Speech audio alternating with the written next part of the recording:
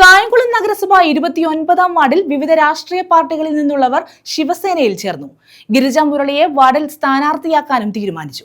സംസ്ഥാന vice president Rajeev Rajdhani പ്രവർത്തകരെ സ്വീകരിച്ചു.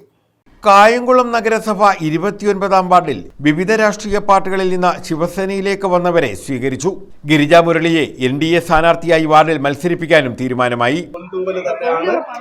ആലപ്പുഴയിലും കായംകുളത്തും ശിവസേനയുടെ കായംകുളം നിയോജക മണ്ഡലത്തിലെ കായംകുളം മുനിസിപ്പാലിറ്റിയിലെ 29-ാം വാർഡിലെ സ്ഥാനാർത്ഥിയായി ഗിരിജയെ പ്രഖ്യാപിക്കുകയാണ്. ഈ അവസരത്തിൽ ഈ വാർഡിലെ സ്ഥാനാർത്ഥിയാണ് ഗിരിജയ്ക്ക് എല്ലാവിധ ആശംസ.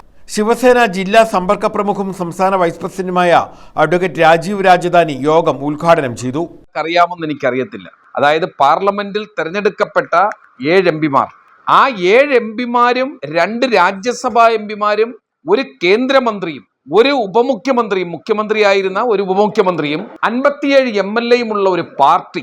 ആ പാർട്ടി നമ്മളുടെ ദേശീയ ജനാധിപത്യ സഖ്യത്തിലെ 2ാമത്തെ വലിയ പാർട്ടിയാണ്. ആ 2ാമത്തെ പാർട്ടി നിയന്ത്രിക്കുന്ന ശിവസേന ഏകനാഥ് ഷിൻഡെയുടെ നേതൃത്വത്തിൽ ഭാരതത്തിൽ ഭരണം നയിക്കുമ്പം ഒരു കേന്ദ്രമന്ത്രി ഉള്ളപ്പം നമ്മുടെ കേരളത്തിൽ അഡ്വക്കേറ്റ് പേരൂർക്കട ഹരികുമാറിന്റെ നേതൃത്വത്തിൽ വളരെ ഭംഗിയായി NDA സഖ്യത്തിൽ നമ്മൾ മുന്നേറിക്കൊണ്ടിരിക്കുന്നു.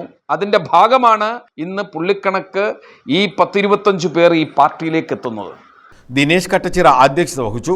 കലേഷ് മണിമന്ദിരം സ്വാഗതം പറഞ്ഞു. ഞാൻ 16 വർഷമായിട്ട് ആശാ വർക്കറായിട്ട് 29-ാം വാർഡിൽ വർക്ക് ചെയ്യുന്നു. 2009 മുതൽ അന്നു മുതൽ ഇന്നോളം ആ വാർഡിൽ ഓരോ കൊച്ചു കുഞ്ഞുങ്ങളുടെ വരെ കാര്യങ്ങൾ ഞാനറിയാതെ ഒരു കാര്യം ചെയ്യത്തുമില്ല, എന്നെ വിളിച്ച് ചോദിക്കുകയും ചെയ്യും. അങ്ങനെ ഒരു സാഹചര്യം ഉണ്ടായപ്പോഴാണ് നമുക്ക് മാറി മാറി വരുന്ന രാഷ്ട്രീയ പാർട്ടികൾ പല വാഗ്ദാനങ്ങൾ കൊടുക്കുകയും പിന്നെ ഇലക്ഷൻ കഴിഞ്ഞ് അവർ തിരിഞ്ഞു നോക്കാത്ത ഒരവസ്ഥ വരികയും പലരും പല ദുഃഖങ്ങളും എന്നോട് പറയുകയും ഞാൻ അതിൽ എന്നെക്കൊണ്ട് പരിഹരിക്കാൻ പറ്റുന്ന രീതിയിലൊക്കെ ചെയ്തിട്ടുണ്ട്. അതുകൊണ്ട് ഇപ്പോൾ ഇങ്ങനെ ഒരു സാഹചര്യത്തിൽ ആ വാർഡിന് വേണ്ടി, ആ വാർഡിലെ ജനങ്ങളുടെ സേവനത്തിന് വേണ്ടി ഈ ഒരു സാഹചര്യത്തിൽ ഞാൻ ആ വാർഡിൽ NDA സ്ഥാനാർത്ഥിയായിട്ട് മത്സരിക്കാൻ തീരുമാനമെടുത്തത്.